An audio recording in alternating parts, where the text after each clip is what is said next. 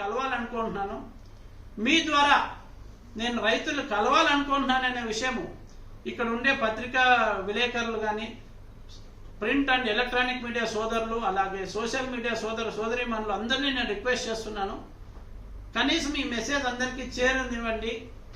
తద్వారా ప్రతాప్ రెడ్డి అనే ఒక మనిషి ఒంటరిగా రైతుల కోసం పోరాటం చేయాలనుకుంటున్నాడు.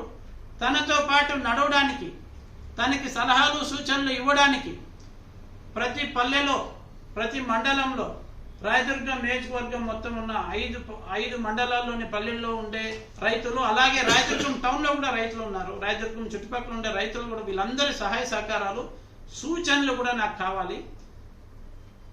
ఈ సాగునీరుకు రాయదుర్గం నియోజకవర్గంలో ఉండే ఈ 2,81,673 ఎకరాలకు చివరి ఎకరా వరకు సాగునీరు అందించే వరకు ఈ నా పోరాటం ఆగదు.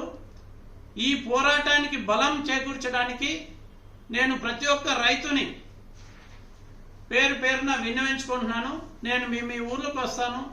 దయచేసి నన్ను కలిసి నేను మీ ఇంటికి వచ్చినప్పుడు నాకు మీ సలహాలు సూచనలు ఇవ్వండి అని చెప్పి అందరినీ కోరుకుంటున్నాను.